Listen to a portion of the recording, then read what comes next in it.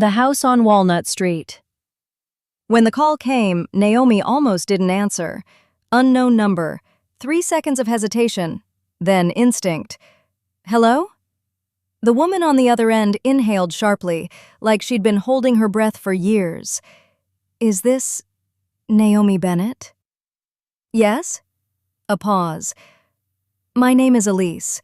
I think I'm your sister. The world stopped moving.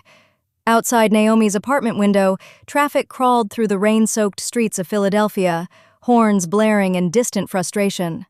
Somewhere downstairs, a dog barked. A siren wailed. Life continued.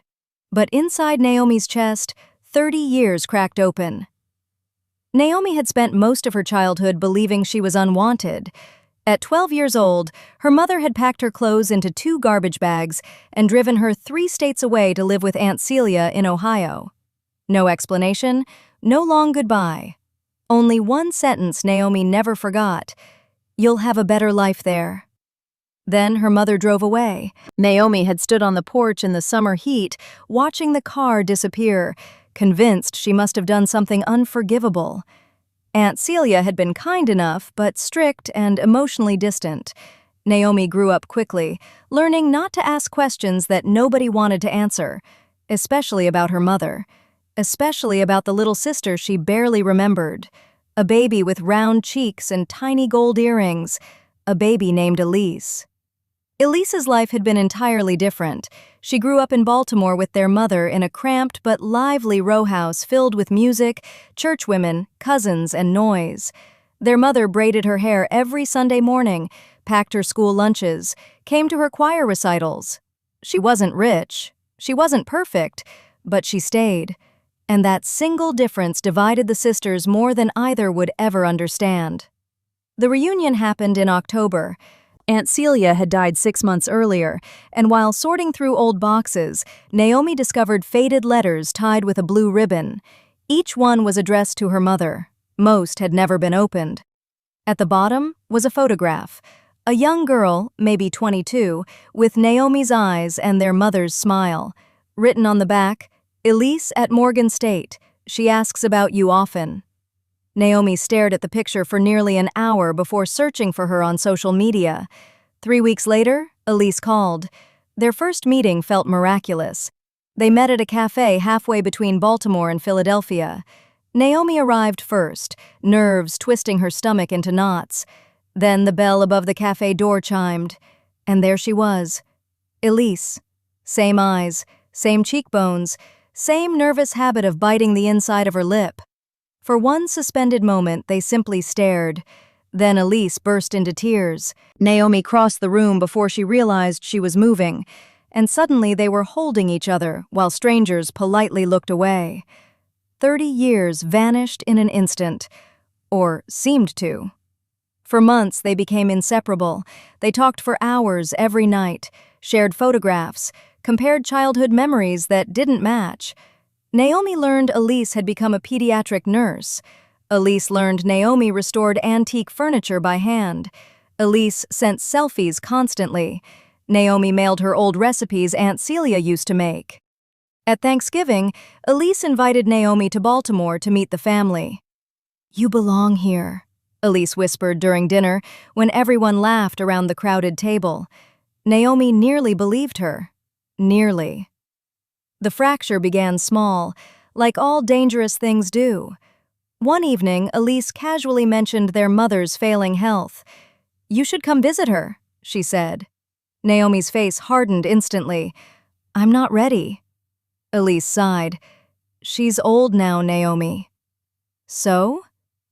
She made mistakes. Naomi laughed once, a sharp, humorless sound. Mistakes? Forgetting to buy milk is a mistake. Elise looked wounded. You don't know what she was going through.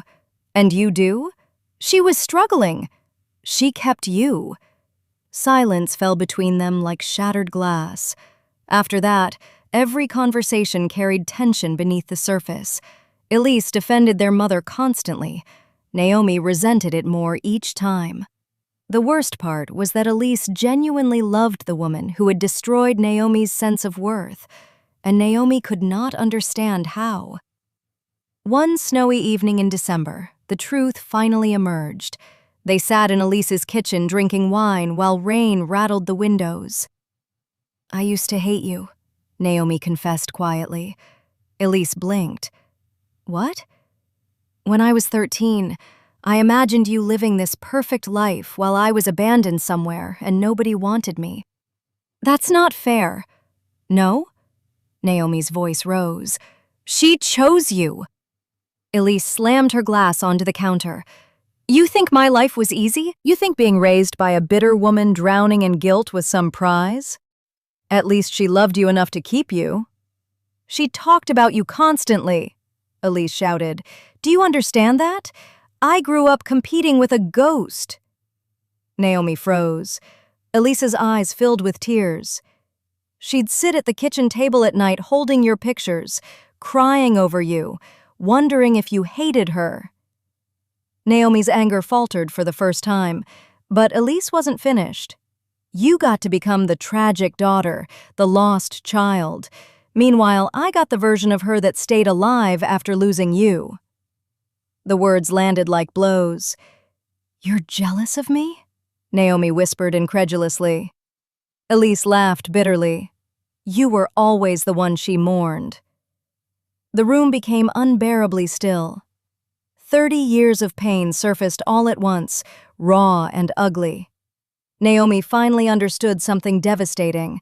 They had both spent their lives envying each other. Naomi envied the daughter who was kept. Elise envied the daughter who was never forgotten. A week later, Naomi stopped answering Elise's calls, then texts, then emails. Elise drove to Philadelphia twice, but Naomi never opened the door. Finally, a letter arrived, handwritten, short. "I wanted a sister. But every time I look at you, I remember what I lost. And every time you look at me, you remember what you never had. Maybe some wounds don't heal just because blood recognizes blood." Naomi.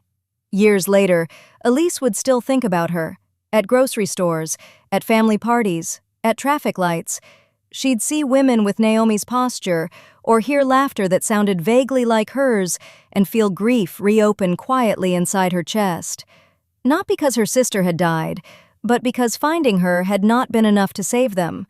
Some losses happen twice, once when people are separated, and again when they finally understood each other too late. If you enjoyed this short story, please subscribe to our channel. Thank you.